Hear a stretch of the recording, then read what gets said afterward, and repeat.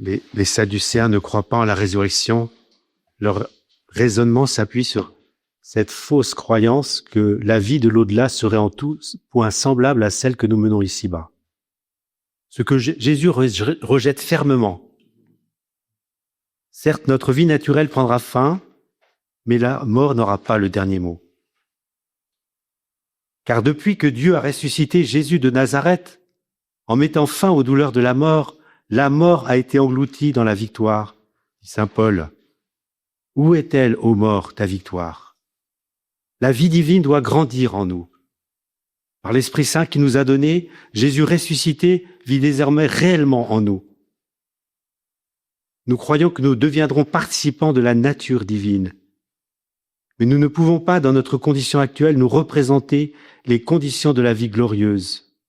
Et Jésus fait allusion aux anges auxquels nous serons semblables.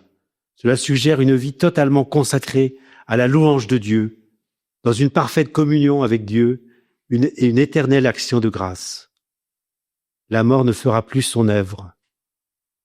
Le mariage, en tant qu'institution pour perpétuer la vie, n'aura plus sa raison d'être. Dès lors, le caractère embarrassant de la situation imaginée par les Sadducéens disparaît. Certes, le Seigneur ne séparera pas ce qu'il a lui-même uni. Tout ce qu'il y aura d'amour authentique durant notre vie mortelle sera transfiguré. L'homme et la femme seront pleinement à l'image de Dieu dans leur complémentarité voulue par le Créateur. L'épouse et l'époux connaîtront Dieu au cœur même de l'amour qui les unira pleinement l'un à l'autre éternellement.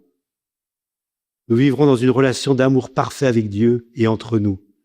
Ce que nous pouvons dire sur cette autre vie, elle est déjà commencée.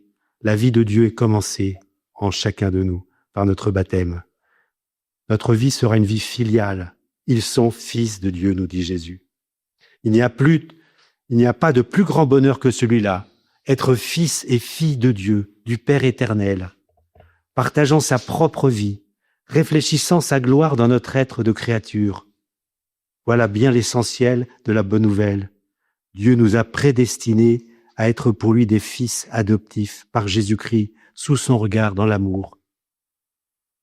Nous avons foi, frères et sœurs, en la résurrection du Christ et notre participation à sa vie glorieuse.